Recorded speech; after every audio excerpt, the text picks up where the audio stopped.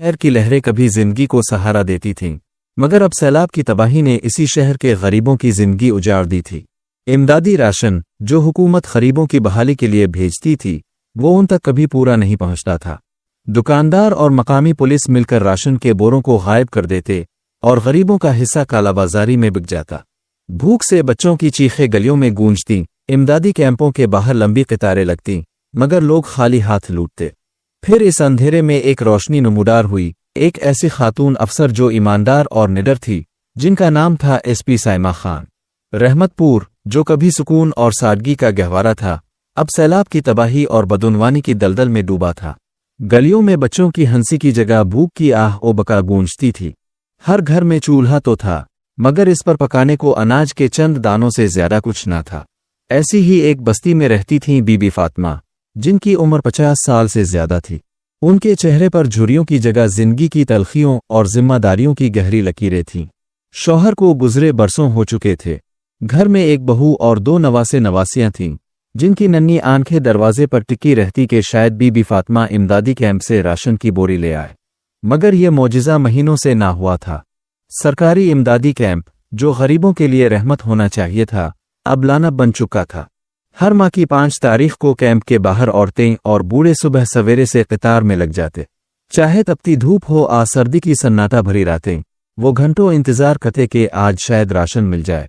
लेकिन कैंप का निगरान शफीक, एक बदउनवान और बदतमीज आदमी, दोपहर 2 बजे कैंप खोलता और कतार वालों पर चिल्लाना शुरू कर देता, हटो यहां से, कोई राशन नहीं, सब खत्म हो गया। बीबी फातिमा इस दिन भी कतार में सबसे आगे थीं। हिम्मत करके बोले, शफीक भाई, 3 महीने हो गए, हमारे बच्चे भूखे हैं। हुकूमत राशन भेजती है, वो कहाँ जाता है? शफीक ने गुस्से से घूरा और पान की पैक के साथ बदतमीजी से बोला, ए बुढ़िया, ज्यादा लीडी मत कर। राशन कहाँ जाता है, क्या तुझे हिसाब दूं? निकल यहां से, वरना ऐसा धक्का दूंगा कि नाली में जा गिरेगी। ये सुनकर दीगर औरतें भी बोल पड़ीं, हाँ भाई, कुछ तो दो, हमारे बच्चे क्या खाएंगे? शफीक हंसा, एक घिनौनी हंसी, जाओ अपने बच्चों को मिट्टी खिलाओ, मेरे पास तुम्हारे लिए कुछ नहीं। इसी वक्त एक पुलिस की जीप आई।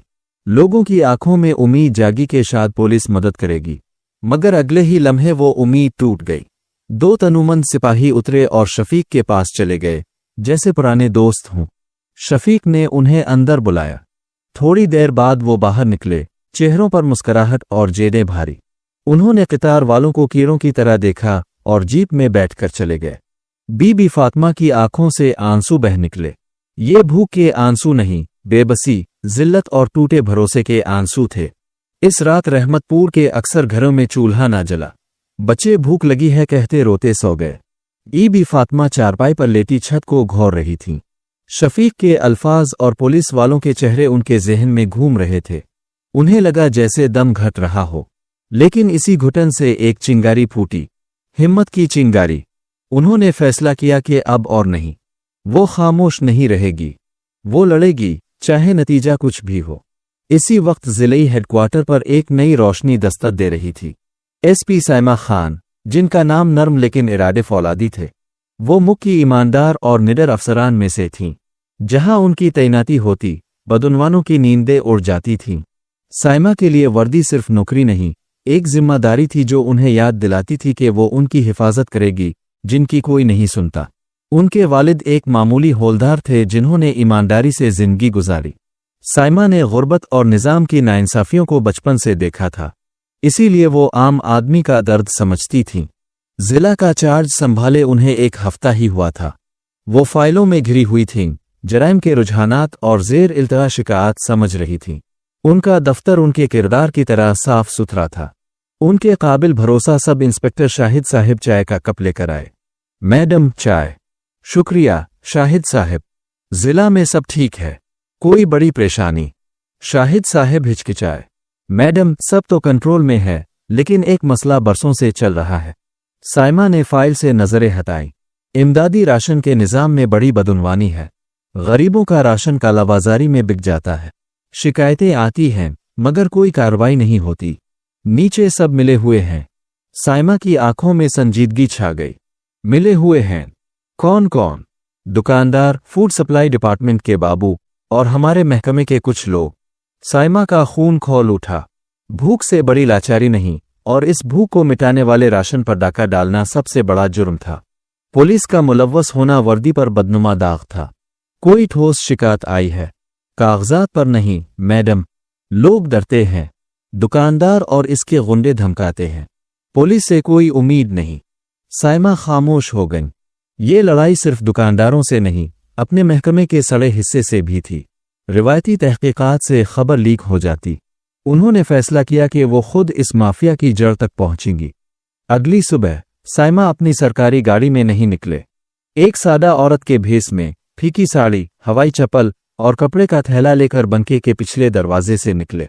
रहमतपुर की तंग गलियों की तरफ बढ़ी, जहां शाहिद साहब मोटरसाइकिल पर इंतजार कर रहे थे। रहमतपुर पहुंचकर शाहिद साहब ने मोटरसाइकिल रोकी। मैडम, वो सामने कैंप है, मैं आसपास रहूंगा। हमारी टीम सादा कपड़ों में मौजूद है। अब इशारा करे। साइमा ने सर हिलाया और कैंप की तरफ चल दे।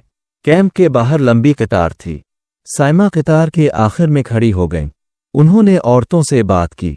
एक औरत ने पूछा, बहन तुम नई हो? पहले नहीं देखा। साइमा ने घबराहट का डरामा किया। जी, चंद दिन पहले खावंद के साथ यहां आई हूं। सुना था यहां सस्ता राशन मिलता है। औरत हंस पड़ी। सस्ता? यहां कुछ नहीं मिलता, हम बस किस्मत आजमाने आते हैं। वो देखो, बीबी फातिमा 3 दिन से चक्कर लगा रही है। कल शफीक ने उन्हें धक्का दिया था।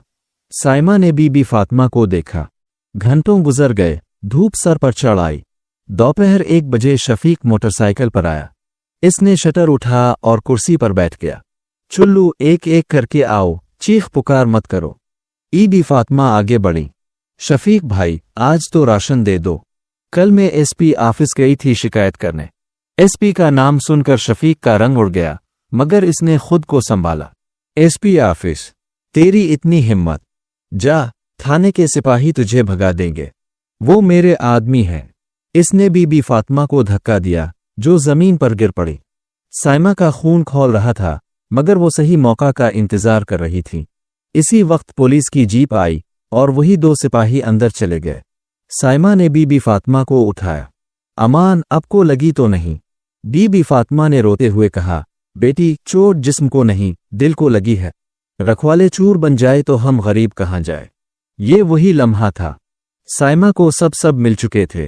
अंदर शफीक पुलिस वालों को रिश्वत दे रहा था और बाहर इंसानियत जमीन पर गिर रही थी।